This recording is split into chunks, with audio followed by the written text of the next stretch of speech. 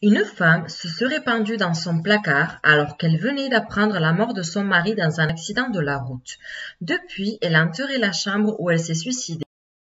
Et coucou, bienvenue sur ma chaîne, j'espère que vous allez très bien. Aujourd'hui, on se retrouve pour une nouvelle vidéo où je vais vous raconter 3 nouvelles petites histoires paranormales. Je vous invite à vous installer confortablement. Si ce genre de contenu vous plaît, n'hésitez pas à mettre un petit pouce bleu vers le haut et aussi à vous abonner à ma chaîne. Je vous laisse avec la petite introduction et c'est parti.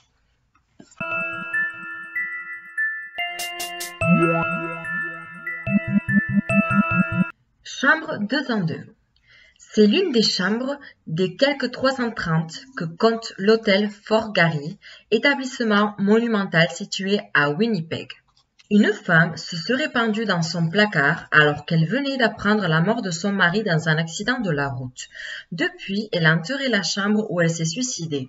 Chambre que, malgré les rumeurs, l'hôtel a décidé de continuer à louer. Mais les clients sont nombreux à avoir entendu ses pleurs. Certains l'ont même vu apparaître brusquement debout, un manteau au pied du lit. L'histoire ne dit pas s'ils ont continué à fréquenter l'établissement. Voilà pour la première histoire qui était vraiment très courte. On parlait d'une chambre d'un hôtel où des phénomènes étranges se passent depuis que la femme s'est pendue. C'était assez intéressant, mais c'est dommage que c'était assez court. On va passer avec la deuxième histoire. Mélina. Il y a des cadeaux qu'il est difficile de refuser. Cette poupée, Mélina, c'est sa grand-mère qui la lui offerte pour décorer son nouveau chez elle, comme elle dit. La poupée est une poupée en porcelaine typique du 19e siècle, outre le fait qu'elle trouve cela atrocement ringard. Il faut bien avouer que celle-ci a quelque chose d'inquiétant. De menaçant? Non, c'est juste une poupée après tout.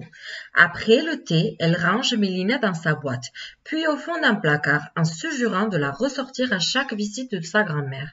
Cette nuit-là, elle dort mal. Elle ne peut s'empêcher de rêver de la poupée, de ses yeux, de sa présence immobile et menaçante. Est-ce la culpabilité? Probablement. C'est en tout cas ce qu'elle pense au réveil. Mais l'idée de la poupée ne la quitte plus. Elle y pense toute la journée et la nuit. Celle-ci revient hanter ses cauchemars. Une fois, son rêve l'amène près d'un lac où la poupée la force à se baigner. L'eau est glacée et quelque chose l'attire vers le fond.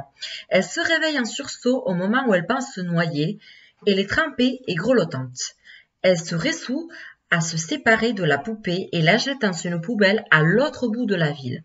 Quand elle rentre chez elle, soulagée, le téléphone sonne. Sa grand-mère vient de décéder. Voilà pour la deuxième histoire. Je pense que je préfère celle-là par rapport à la première. Et c'est sûr que si on m'offre des poupées comme ça, moi je ne prendrai jamais des poupées comme ça. Je déteste les poupées et les poupées en porcelaine. On va passer avec la troisième et dernière histoire de cette vidéo. La toupie. Les Tuiles, 4 septembre 1989, 4h30. Encore une nuit d'insomnie à observer le réveil de la nature endormie. Mais ce matin-là, en contrebas de sa maison, dans le champ de luzerne attenant, l'homme voit un carré lumineux qui n'a rien de naturel. Il provient de son toit, ou plutôt d'un objet qui semble flotter au-dessus de son toit. La toupie disparaît rapidement, sans bruit ni émission d'aucune sorte. Le lendemain, elle constate que les tuiles du toit ont changé de couleur et de forme. Elles sont brunâtres, vrillées et forment maintenant une sorte de gouttière.